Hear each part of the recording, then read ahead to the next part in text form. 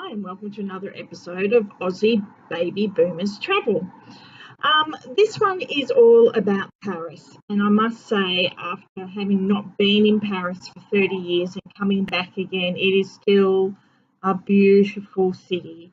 Um, Go have a look at Notre Dame. If you can, get there at midday and hear the bells. It's just stunning to hear all of those bells ringing out across that square.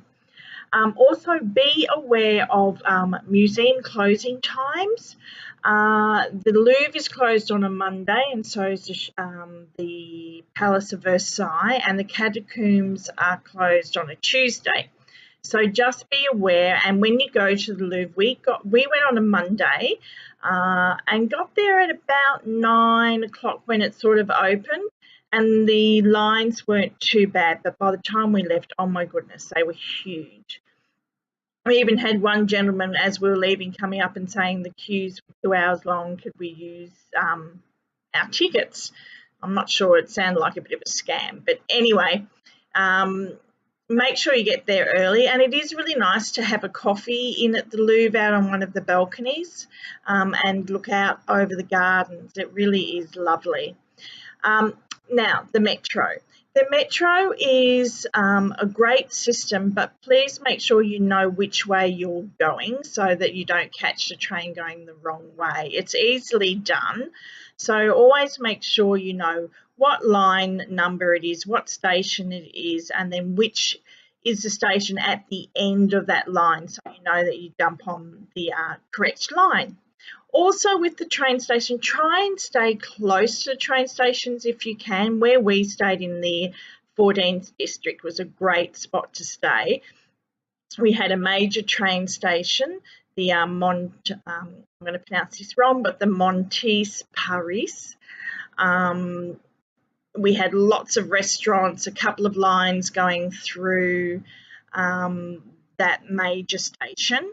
So you had a lot of choices of which lines you could get to and jump on and off while you're in Paris. So if you can sort of stay near a major train station is always handy. Also, with the shopping, be aware that like I said, we're in the 14th district and the shops were closed on Sunday, like the Lafayette department store, etc. But if you go into the centre of town, into the Huseman Boulevard, they're actually open on Sundays and open until quite late and well after 6. So if you need to do some shopping and last minute bits and pieces, jump on the metro and get to one of those as well. Make sure you buy your tickets as well for the metro. The guys are pretty good at the ticket office, and everyone was so helpful, and everyone tried to help with their English, and I tried to help with a little bit of French, and we managed to communicate and get around Paris with not too much trouble. I even ended up catching a bus to another main train station. Reason being is that we'd booked some Eurail tickets, so we had the ticket, but the people in Victoria or back in Australia said you don't need a seat reservation. So we did that once and discovered that you really do need seat reservations for every train that you catch. Because what happens is people reserve the seat and you get bumped out and you end up having to find a seat somewhere else. We ended up on one train having to sit in second class because there was nothing in first class, which was fine. But also, you might have to end up standing, or you might have to end up sitting in the dining car. So make sure you reserve your seats and try and do that the day before or from home if you can. Also make sure that you're at the train station if you're catching a train from Paris to anywhere else in Europe. Make sure you're there about an hour before. They normally don't, so you can, find your platform, get settled, grab a coffee, grab something to eat on the train. Even though the trains do have a dining car, it's probably better to take your own.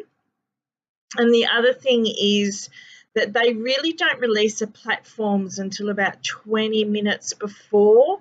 So it's really, even though you have got a seat reserved, it's really nice when you've got luggage and, bigger luggage, it's nice to get there, get on the train, get that luggage sorted and put into the right spots, because you can't leave luggage in the centre. That's probably a few bits and pieces that I'd suggest for Paris.